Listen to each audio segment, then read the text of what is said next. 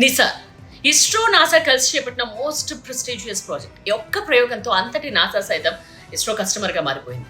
So ఎంత పెద్ద మాట ఎందుకు అనాల్సి వస్తుందంటే, ఒకప్పుడు క్రయోజెనిక్ టెక్నాలజీ కావాలని ఇస్రో అడిగితే అవతలకు పోమని గెంటేసింది నాసా. సో అప్పట్లో అమెరికా, రష్యా, ఫ్రాన్స్, జపాన్ దగ్గర ఈ టెక్నాలజీ ఉండేది. జపాన్ ఇవ్వనందు, అమెరికా, ఫ్రాన్స్ ఎక్కువ రేటుకి ఇస్తామని చెప్పినా కూడా టెక్నాలజీ ట్రాన్స్ఫర్ చేయబోమని చెప్పేసేది. సో మనం రష్యా దగ్గరికి వెళ్ళాం అండ్ రష్యా అన్నిటికీ సహకరించింది. కడుపు మండిన అమెరికా క్రయోజెనిక్ ఎంజిన్ టెక్నాలజీ భారత్కి అందకుండా 3 దశాబ్దాల క్రితం మనల్ని బ్లాక్ లిస్ట్లో పెట్టింది. సో దౌత్యపరంగా భారత్పై ఒత్తిడి తీసుకొచ్చింది. అంతర్జాతీయ ఒప్పందాల విషయంలో కూడా చాలా అడ్డంకులు పెట్టింది. స్పేస్ ఎలైట్ క్లబ్ నుండి ఎలాంటి సాయం రాకుండా చేసింది. అయినా సరే క్రయోజెనిక్ ఎంజిన్ టెక్నాలజీని మనం సొంతంగా తయారు చేసుకున్నాం.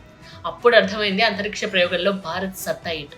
ఇస్రో సక్సెస్ జర్నీని ఆపలేమని తెలిసి వచ్చాక ఇస్రోకు అడ్డంకులు సృష్టించడం కంటే కలిసి నడవడమే కరెక్ట్ అని దిగొచ్చింది.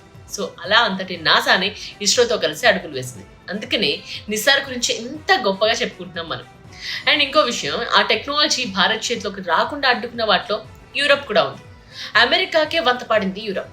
అలాంటిది ఇవాళ నాసానే ఇస్రో వెంటపడి మరి కలిసి ప్రయోగం చేయడం చూసి యూరప్ షాక్ అవుతుంది.